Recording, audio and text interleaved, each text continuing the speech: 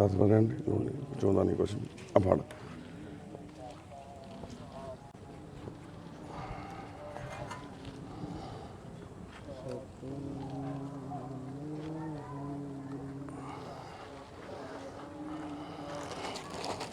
चक stand चक चक बस पा दे थले उत्थे जाके चकते इतने पग बननी आ इतने रख लो बापू का समान चक लो मंजा चक लो पाओ उत्थे चल के पग बनते सतनाम सतनाम सतनाम जी आ जाओ बापू जी सतनाम सतनाम सतनाम जी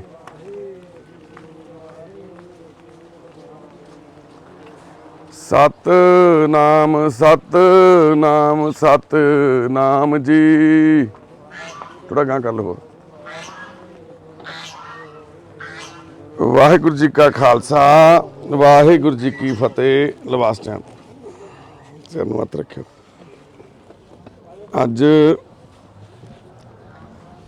ਬਾਪੂ ਤਰਸੇਮ ਲਾਲ ਜੀ ਕੰਦੋਲਿਆਂ ਵਾਲੇ ਸਾਡੇ ਪਰਿਵਾਰ ਦੇ ਵਿੱਚੋਂ ਸਾਨੂੰ ਛੱਡ ਕੇ ਸਦੀਮੀ ਵਿਛੋੜਾ ਦੇ ਕੇ ਚਲੇ ਗਏ ਆ ਜੀ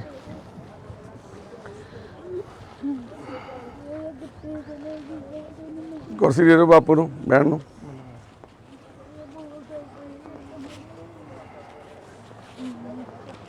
ਕੋਈ ਨਾ ਜੀ ਕੋਈ ਨਾ ਮਨ ਹੌਲਾ ਕਰੋ ਕੋਈ ਗੱਲ ਨਹੀਂ ਤੇ ਬਾਪੂ ਤਰਸੇਮ ਸਿੰਘ ਕੰਦੋਲਿਆਂ ਵਾਲੇ ਤੁਸੀਂ ਇਹਨਾਂ ਦੀਆਂ ਅਸੀਂ ਅੱਜ ਪੁਰਾਣੀਆਂ ਵੀਡੀਓ ਵੀ ਸ਼ੇਅਰ ਕਰਾਂਗੇ ਦੇਖਿਓ ਕਿਹੜੇ ਹਾਲਾਤ ਦੇ ਵਿੱਚ ਸੀਗੇ ਜਦੋਂ ਅਸੀਂ ਬਾਪੂ ਜੀ ਨੂੰ ਤੇ ਮਾਤਾ ਜੀ ਨੂੰ ਉੱਥੋਂ ਲੈ ਕੇ ਆਏ ਸੀ ਆਪਣੇ ਘਰ ਦੇ ਵਿੱਚ ਨਰਕ ਕੱਟ ਰਹੇ ਸੀਗੇ ਦੋਨੋਂ ਹਸਬੈਂਡ ਵਾਈਫ ਬਾਪੂ ਤਰਸੇਮ ਸਿੰਘ ਜੀ ਨੂੰ ਅਸੀਂ ਤੇ ਮਾਤਾ ਬਿਮਲਾ ਦੇਵੀ ਜੀ ਸੀਗੇ ਇਹਨਾਂ ਦੇ ਵਾਈਫ ਕੰਦੋਲਾ ਪਿੰਡ ਆ ਜੀ ਆਦਮਪੁਰ ਏਅਰਪੋਰਟ ਦੇ ਬਿਲਕੁਲ ਨਾਲ ਦਾ ਬਾਪੂ ਆਦਮਪੁਰ ਏਅਰਪੋਰਟ 'ਚ ਜੌਬ ਕਰਦੇ ਰਹੇ ਸਾਰੀ ਉਮਰ ਭਾਣਾ ਵਾਹਿਗੁਰੂ ਦਾ ਬੱਚਾ ਨਹੀਂ ਹੋਇਆ ਬਾਪੂ ਜੀ ਹੁਣਾਂ ਦੇ ਕੋਈ ਵੀ ਮਾਤਾ ਨੂੰ ਬਹੁਤ ਇਸ ਗੱਲ ਦਾ ਸੀਗਾ ਵੀ ਮਲਾਲ ਵੀ ਮੇਰੇ ਬੱਚਾ ਨਹੀਂ ਹੈਗਾ ਕੋਈ ਪੈਨਸ਼ਨ ਆਉਂਦੀ ਸੀ ਪੈਸਾ ਵੀ ਸੀਗਾ ਘਰ ਵੀ ਸੀਗਾ ਬਾਪੂ ਵੀ ਡਿਪਰੈਸ਼ਨ ਦੇ ਪਰੇ ਕਰਿਆ ਇਹਨਾਂ ਨੂੰ ਬਾਪੂ ਜੀ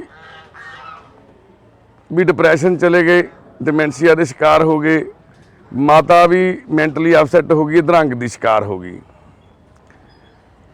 ਤੇ ਜਿਹੜੇ ਕੁਛ ਰਿਸ਼ਤੇਦਾਰਾਂ ਨੇ ਪਿੰਡ ਦੇ ਵਿੱਚੋਂ ਰੋਟੀ ਲਵਾਤੀ ਤੇ ਉਹ ਪਿੰਡ 'ਚੋਂ ਜਿਨ੍ਹਾਂ ਦੇ ਘਰੋਂ ਰੋਟੀ ਆਉਂਦੀ ਸੀ ਉਹਨਾਂ ਨੂੰ ਮਹੀਨੇ ਦਾ 3-4 ਹਜ਼ਾਰ ਰੁਪਈਆ ਜਾਂ 5,000 ਜਿੰਨਾ ਵੀ ਸੀਗਾ ਦਿੰਦੇ ਸੀ ਉਹ ਲਿਫਾਫੇ 'ਚ ਪਾ ਕੇ ਪਰੌਂਠੀਆਂ ਦੇ ਜਾਂਦੇ ਤੇ ਘਰ ਦੇ ਵਿੱਚ 4 ਸਾਲਾਂ ਦੇ ਲਿਫਾਫੇ ਵੀ ਉਵੇਂ ਹੀ ਪਏ ਸੀ ਤੇ 4 ਸਾਲਾਂ ਦੀ ਲੈਟਰੀਨ ਵੀ ਮਾਤਾ ਦੀ ਉੱਥੇ ਹੀ ਪਈ ਸੀ ਮਾਤਾ ਨੂੰ ਅਧਰੰਗ ਹੋਇਆ ਹੋਇਆ ਸੀ ਐਡੇ ਐਡੇ ਲੰਬੇ 9 ਲੈਟਰੀਨ ਲਿਬੜੀ ਪਈ ਮਾਤਾ ਦੇ ਹੱਥ ਪੈਰ ਪੂਰਾ ਸਰੀਰ ਪਿੱਛੇ ਬੈਕ ਸਾਈਡ ਤੇ ਜ਼ਖਮ ਹੋਏ ਹੋਏ ਨਿੱਕੇ ਨਿੱਕੇ ਕੀੜੇ ਪਏ ਹੋਏ ਸੀ ਤੇ 4 ਮੰਜੇ ਗਲੇ ਹੋਏ ਪਏ ਸੀ 4 ਸਾਲ ਹੋ ਗਏ ਸੀ ਹਰ ਸਾਲ ਇੱਕ ਮੰਜਾ ਗਲ ਜਾਂਦਾ ਸੀ ਜਿਹਦੇ ਤੇ ਮਾਤਾ ਪਈ ਸੀ ਕਿਉਂਕਿ ਵਿੱਚੇ ਲੈਟਰੀਨ ਬਾਥਰੂਮ ਹੋ ਰਿਹਾ ਸੀ ਤੇ ਚੱਕ ਕੇ ਦੂਜੇ ਮੰਜੇ ਤੇ ਕਰ ਦਿੰਦੇ ਸੀ ਮਾਤਾ ਨੂੰ ਬਾਪੂ ਵਿਚਾਰਾ ਉੱਥੇ ਕੋਲੇ ਬੈਠਾ ਬਸ ਪਾਣੀ ਪੂਣੀ ਪਿਲਾ ਦਿੰਦਾ ਉਹਨੂੰ ਬਾਹਰ ਨਲਕਾ ਲੱਗਿਆ ਹੋਇਆ ਸੀਗਾ ਤੇ ਰੋਟੀ ਜਦੋਂ ਆ ਜਾਂਦੀ ਲਿਫਾਫੇ 'ਚੋਂ ਕੱਢ ਕੇ ਉਹਨੂੰ ਦੇ ਦਿੰਦਾ ਉਹ ਖਾ ਲੈਂਦੀ ਪਈ 4 ਸਾਲਾਂ ਤੋਂ ਇਸ਼ਨਾਨ ਵੀ ਨਹੀਂ ਸੀ ਕੀਤਾ ਨਾ ਮਾਤਾ ਨੇ ਬਾਪੂ ਨੂੰ ਤਾਂ ਖਾਸ ਸੁੱਧ ਬੁੱਧੀ ਨਹੀਂ ਸੀ ਵੈਸੇ ਬੈਠਾ ਸੀ ਬੁੱਕਲ ਮਾਰੀ ਕੰਬਲ ਦੀ ਪਰ ਇਹ ਗੇੜਾ ਗੂੜਾ ਦੇ ਲੈਂਦਾ ਸੀ ਪਿੰਡ 'ਚ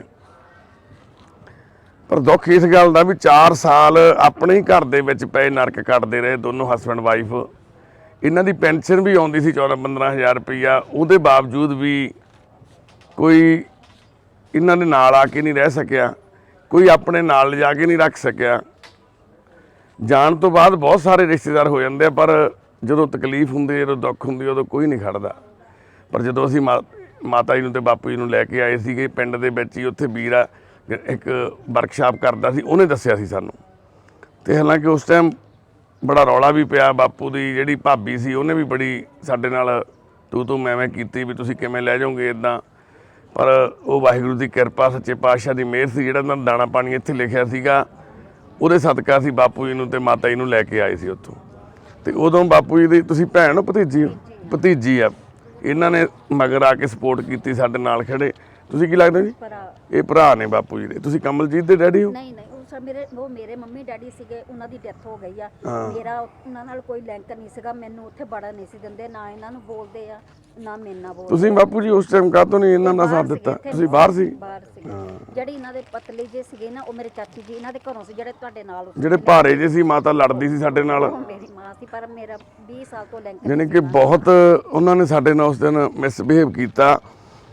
ਇਹਨਾਂ ਨੂੰ ਲੈ ਕੇ ਨਹੀਂ ਸੀ ਆਉਣ ਦਿੰਦੇ। ਲਾਲਚ ਪੈਸਿਆਂ ਦਾ ਕੁਛ 8-10 ਲੱਖ ਇਹਨਾਂ ਦੇ ਨਾਂ ਤੇ ਸੀ, ਉਹ ਵੀ ਕੜਾ ਕਢੂ ਕੇ ਖਾ ਲਏ। ਹੁਣ ਘਰ ਨੂੰ ਸੰਭਾਲਣ ਵਾਲੇ ਤਾਂ ਰਿਸ਼ਤੇਦਾਰ ਹੋਣਗੇ, ਜਿਹੜਾ ਇਹਨਾਂ ਦਾ ਘਰ ਸੀਗਾ, ਪਰ ਇਹਨਾਂ ਨੂੰ ਸੰਭਾਲਣ ਵਾਲਾ ਕੋਈ ਨਹੀਂ ਸੀ। ਉਸ ਟਾਈਮ ਬਾਪੂ ਦੀ ਪੈਨਸ਼ਨ ਸੀ, ਪੈਸੇ ਸੀਗੇ, ਉਹ ਤਾਂ ਸਾਰੇ ਜਾਣੇ ਕਾਪੀਆਂ ਸਾਂਭੀ ਬੈਠੇ ਸੀ, ਪਰ ਬਾਪੂ ਨੂੰ ਸੰਭਾਲਣ ਵਾਲਾ ਕੋਈ ਨਹੀਂ ਸੀ। ਸਾਡੇ ਨਾਲ ਵੀ ਫਿਰ ਪਿੰਡ ਦੀ ਪੰਚਾਇਤ ਨੇ ਗੱਲ ਕੀਤੀ ਅੱਜ ਤੋਂ 8-10 ਮਹੀਨੇ ਪਹਿਲਾਂ, ਵੀ ਜਿਹੜੇ ਇਹਦੇ ਪੈਸੇ ਆ ਖਾਤੇ ਦੇ ਵਿੱਚ ਉਹ ਸਰਕਾਰ ਨੂੰ ਚਲੇ ਜਾਣੇ। ਉਦੋਂ ਬਾਪੂ ਢਿੱਲਾ ਹੋ ਗਿਆ ਸੀ ਪਹਿਲਾਂ ਵੀ ਬਹੁਤ ਜ਼ਿਆਦਾ, ਵੀ ਆਪਾਂ ਕਢਾ ਕੇ ਕਿਉਂ ਨਾ ਇੱਥੇ ਕਿਸੇ ਲੇਖੇ ਲਾ ਦਈਏ। ਤਾਂ ਅਸੀਂ ਕਿਹਾ ਸੀ ਤੁਸੀਂ ਪਿੰਡ ਦੇ ਵਿੱਚ ਕਿਤੇ ਸਾਂਝੀ ਜਗ੍ਹਾ 'ਤੇ ਲਾ ਲਓ, ਵੀ ਇੱਥੇ ਸਾਨੂੰ ਲੋੜ ਨਹੀਂ ਹੈਗੀ, ਵੀ ਅਸੀਂ ਤਾਂ ਸਾਡਾ ਪਿਓ ਆ, ਅਸੀਂ ਪੈਸਿਆਂ ਕਰਕੇ ਨਹੀਂ ਲੈ ਕੇ ਆਏ ਬਾਪੂ ਜੀ ਨੂੰ। ਅਤੇ ਇਹਨਾਂ ਦਾ ਇੰਤਜ਼ਾਮ ਉਸ ਵਾਹਿਗੁਰੂ ਨੇ ਕੀਤਾ ਹੋਇਆ ਵਾ, ਇਹਨਾਂ ਨੂੰ ਕਿਸੇ ਚੀਜ਼ ਦੀ ਲੋੜ ਨਹੀਂ।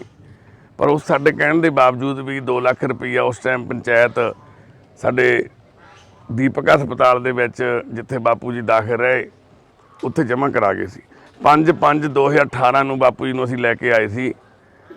ਤੁਸੀਂ ਦੇਖੋ 5/5/2019, 5/5/2020, 5/5/2021, 5/5/2022, ਇਹ 4 ਸਾਲਾਂ ਦਾ ਜਿਹੜਾ ਸਮਾਂ, 4 ਸਾਲਾਂ ਦੇ ਵਿੱਚੋਂ ਕਰੀਬ 1.5 ਸਾਲ ਬਾਪੂ ਹਸਪਤਾਲ 'ਚ ਨਿਕਲ ਗਿਆ ਹੋਣਾ ਬਾਪੂ ਦਾ, ਕਿਉਂਕਿ ਬਾਪੂ ਨੂੰ ਇਨਫੈਕਸ਼ਨ ਬਹੁਤ ਸੀ, ਢਿੱਲਾ ਬਹੁਤ ਰਹਿੰਦਾ ਸੀ। ਇੱਕ ਡਿਮੈਂਸ਼ੀਆ ਬਿਮਾਰੀ ਸੀ ਬਾਪੂ ਨੂੰ, ਡਿਮੈਂਸ਼ੀਆ ਕਰਕੇ ਵੀ ਬਾਪੂ ਨੂੰ ਬਹੁਤ ਸਮੱਸਿਆ ਰਹਿੰਦੀ ਸੀ।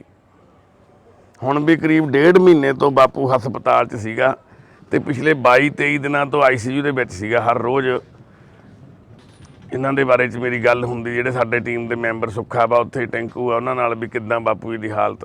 ਪਰ ਸਿਹਤ ਠੀਕ ਹੋਣ ਦੀ ਬਜਾਏ ਵਿਗੜਦੀ ਜਾ ਰਹੀ ਸੀ ਦਿਨੋਂ ਦਿਨ। ਤੇ ਫਿਰ 5/5/2018 ਨੂੰ ਅਸੀਂ ਬਾਪੂ ਜੀ ਨੂੰ ਲੈ ਕੇ ਆਏ ਸੀ ਤੇ ਬੇਬੇ ਨੂੰ, ਤੇ 3/9/2018 ਨੂੰ ਮਾਤਾ ਬਿਮਲਾ ਚੜ੍ਹਾਈ ਕਰ ਗਏ ਸੀ 4 ਮਹੀਨਿਆਂ ਬਾਅਦ ਹੀ, ਕਿਉਂਕਿ ਉਹਨਾਂ ਨੂੰ ਅਧਰੰਗ ਹੋਇਆ ਸੀ, ਹਾਲਤ ਬਹੁਤ ਵਿਗੜੀ ਸੀ। ਪਿੱਛੇ ਉਹਨਾਂ ਦੇ ਜ਼ਖਮ ਸੀ, ਵਿੱਚ ਕੀੜੇ ਪਏ ਹੋਏ ਸੀ। ਫਿਰ ਦੂਸਰਾ, ਉਹਨਾਂ ਦੀ ਜਿਵੇਂ ਜੀਣ ਦੀ ਇੱਛਾ ਹੀ ਖਤਮ ਹੋਈ ਹੁੰਦੀ ਆ, ਇੱਦਾਂ ਹੋਏ ਪਏ ਸੀ ਉਹ। ਤੇ ਅੱਜ ਬਾਪੂ ਜੀ ਵੀ 20/6/22 ਨੂੰ ਸਦੀਵੀ ਵਿਛੋੜਾ ਦੇ ਗਏ। ਅੱਜ ਸਵੇਰੋਂ ਬਾਪੂ ਜੀ ਦੀ ਵੀ ਡੈਥ ਹੋ ਗਈ ਆ। 4 ਸਾਲ 1 ਮਹੀਨੇ ਦਾ ਜਿਹੜਾ ਵਕਤ ਬਾਪੂ ਜੀ ਉਹਨਾਂ ਨੇ ਸਾਡੇ ਨਾਲ ਬਤੀਤ ਕੀਤਾ, ਜਿੰਨੀ ਕੁ ਸੇਵਾ ਸਾਨੂੰ ਉਸ ਅਕਾਲ ਪੁਰਖ ਵਾਹਿਗੁਰੂ ਨੇ ਬਖਸ਼ੀ ਸੀ, ਸੱਚੇ ਪਾਤਸ਼ਾਹ ਨੇ, ਅਸੀਂ ਆਪਣੇ ਵੱਲੋਂ ਪੂਰੀ ਤਨਦੇਹੀ ਦੇ ਨਾਲ ਨਿਭਾਉਣ ਦੀ ਕੋਸ਼ਿਸ਼ ਕੀਤੀ ਆ। ਜੇ ਕਿਤੇ ਕੋਈ ਕਮੀ ਪੇਸ਼ੀ ਵੀ ਰਹਿ ਗਈ ਹੋਵੇ, ਵਾਹਿਗੁਰੂ ਸੱਚੇ ਪਾਤਸ਼ਾਹ ਮਾਫ ਕਰਨ। ਇਹ ਉਸ ਟਾਈਮ ਇਹਨਾਂ ਨੂੰ ਜਦੋਂ ਲੈ ਕੇ ਆਏ ਸੀ, ਜੋ ਵੀ ਨਾਲ ਸਮਾਨ, ਕਿਉਂਕਿ ਸਾਡੇ ਕੋਲ ਜਿਹੜੀ ਵੀ ਚੀਜ਼ ਆਉਂਦੀ ਆ ਅਸੀਂ ਉਹ ਇਸੇ ਤਰ੍ਹਾਂ ਲਿਫਾਫਿਆਂ 'ਚ ਪਾ ਕੇ ਸੰਭਾਲ ਲੈਂਦੇ ਹਾਂ। ਉੱਪਰ ਸਾਰਾ ਡਿਟੇਲ ਵਗੈਰਾ ਲਿਖ ਕੇ, ਜਿਵੇਂ ਇਹਨਾਂ ਦਾ ਦੇਖੋ ਲਿਖਿਆ ਹੋਇਆ, ਮਾਤਾ ਬਿਮਲਾ ਦੇਵੀ ਤੇ ਤਰਸੇਮ ਲਾਲ, ਪਿੰਡ ਕੰਦੋਲਾ, 135 ਨੰਬਰ ਇਹਨਾਂ ਦਾ ਸੀਗਾ, ਜਿਹੜਾ ਮੰਨ ਲਓ ਪੈਕਟ ਦਾ ਨੰਬਰ ਸੀਗਾ। ਕੁਛ ਨੰਬਰ ਸੀ, ਡੈਰੀ ਸੀ, ਉਸ ਟਾਈਮ ਮਾਤਾ ਦਾ ਆਧਾਰ ਕਾਰਡ ਸੀਗਾ, ਇਹ ਬਾਪੂ ਜੀ ਦਾ ਆਧਾਰ ਕਾਰਡ ਸੀਗਾ, ਸਰਦਾਰ ਤਰਸੇਮ ਸਿੰਘ ਜੀ ਦਾ, ਤੇ ਮਾਤਾ ਜੀ ਸੀਗੇ, ਮਾਤਾ ਬਿਮਲਾ ਦੇਵੀ ਜੀ। ਇਹ ਫੋਟੋ ਕਾਪੀ ਦਾ, ਇਹ ਬੈਂਕ ਦੀਆਂ ਕਾਪੀਆਂ ਸੀ। ਉਸ ਟਾਈਮ ਜਦੋਂ ਲੈ ਕੇ ਆਏ ਸੀਗੇ, ਉਦੋਂ ਉਹ ਬਾਈ ਹੁਣਾਂ ਨੇ ਵਿੱਚ ਨਾਲ ਦੇਤੀਆਂ ਸੀਗੀਆਂ, ਵੀ ਕੱਲ੍ਹ ਦਾ ਆਉਣ ਵਾਲੇ ਸਮੇਂ 'ਚ ਕਿੱਦਾਂ ਕੀ ਜ਼ਰੂਰਤ ਪੈ ਸਕਦੀ ਆ। ਵੀ ਸਾਨੂੰ ਤਾਂ ਐਂ ਸੀ ਚੱਲ ਬਾਪੂ ਦੇ ਬੇਬੇ ਠੀਕ ਹੋ ਕੇ ਆਪਦਾ ਦੁਬਾਰਾ ਘਰੇ ਜਾਣਗੇ, ਪਰ ਇਹ ਨਹੀਂ ਸੀ ਪਤਾ ਉਸ ਟਾਈਮ 3,28,874 ਰੁਪਈਏ ਸੀਗੇ ਵਿੱਚ। ਉਹ ਹੁਣ ਇਹਨਾਂ ਦੇ ਪਰਿਵਾਰ ਦੇ ਮੈਂਬਰ ਹੀ ਸੀ, ਜਿਨ੍ਹਾਂ ਦੇ ਜ਼ਿੰਮੇਵਾਰੀ ਸੀਗੀ ਸਾਰਾ, ਹੁਣ ਉਹੀ ਕਢਾਉਂਦੇ ਸੀ ਪੈਸੇ, ਉਹੀ ਰੋਟੀ ਪਾਣੀ ਦੇ ਵੀ ਦਿੰਦੇ ਸੀ ਵਿੱਚੋਂ ਕਢਾ ਕੇ ਪੈਸੇ। 2,49,000 ਇਹਦੇ ਵਿੱਚ ਵੀ ਸੀਗੇ। ਤੇ ਇਹ ਕਦੋਂ ਕਢਾਏ ਗਏ ਆ ਜਾਂ ਕਿਵੇਂ ਕਢਾਏ ਗਏ ਆ ਇਹ ਇਹਨਾਂ ਦੇ ਪਰਿਵਾਰਕ ਮੈਂਬਰਾਂ ਨੂੰ ਪਤਾ, ਕਿਉਂਕਿ ਅਸੀਂ ਇੱਕ ਵਾਰ ਵੀ ਬਾਪੂ ਜੀ ਉਹਨਾਂ ਨੂੰ ਨਾ ਲੈ ਕੇ ਗਏ ਨਾ ਆਏ। ਆ ਹੁਣ ਪਿੰਡ ਦੇ ਜ਼ਰੂਰ ਪੰਚਾਇਤ ਨੇ ਗੱਲ ਕਰਕੇ ਬਾਪੂ ਜੀ ਨੂੰ ਇੱਕ ਦਿਨ ਵਾਸਤੇ ਉਦੋਂ ਲੈ ਕੇ ਗਏ ਸੀ ਸਾਡੇ ਕੋਲੋਂ। ਕਹਿੰਦੇ ਸੀ ਵੀ ਇਹਦੀ ਜਿਹੜੀ ਬੈਂਕ ਦੇ ਵਿੱਚ ਜਮ੍ਹਾਂ ਪਈ ਆ ਪੂੰਜੀ ਉਹ ਕਢਾਉਣੀ ਆ। ਤੇ ਉਸ ਟਾਈਮ ਕੋਈ ਝਾਂਜਰਾਂ ਸੀਗੀਆਂ ਚਾਂਦੀ ਦੀਆਂ ਮਾਤਾ ਜੀ ਦੀਆਂ ਭੈਣੇ, ਹੈ ਨਾ। ਇਹ ਸਮਾਨ ਸਾਰਾ ਅਸੀਂ ਤੁਹਾਡੇ ਸਪੁਰਦ ਕਰਦੇ ਹਾਂ। ਤੇ ਅੱਜ ਜਿਹੜੇ ਕਾਗਜ਼ ਪੱਤਰ ਘਰੋਂ ਮਿਲੇ ਸੀ ਉਸ ਟਾਈਮ ਜਿੰਨੇ ਕੁ ਨਾ, ਤੇ ਉਹ ਸਾਰੇ ਨਾਲ ਆ। ਤੇ ਇਹ ਮਾਤਾ ਜੀ ਦੀ ਤਸਵੀਰ ਹੈ ਜੀ, ਮਾਤਾ ਬਿਮਲਾ ਦੀ, ਜਿਹੜੇ ਚੜ੍ਹਾਈ ਕਰ ਗਏ ਸੀਗੇ। ਤੇ ਇਹ ਸਮਾਨ ਉਸ ਟਾਈਮ ਪਰਿਵਾਰ ਦੇ ਕੋਲੋਂ ਮਿਲਿਆ ਸੀ ਸਾਨੂੰ। ਤੇ ਅੱਜ ਇਹਨਾਂ ਦੇ ਭਤੀਜੀ ਤੇ ਇਹਨਾਂ ਦੇ ਬ੍ਰਦਰ ਆਏ ਨੇ। ਅਸੀਂ ਇਹਨਾਂ ਦੇ ਸਪੁਰਦ ਕਰਦੇ ਹਾਂ ਸਾਰਾ ਸਮਾਨ।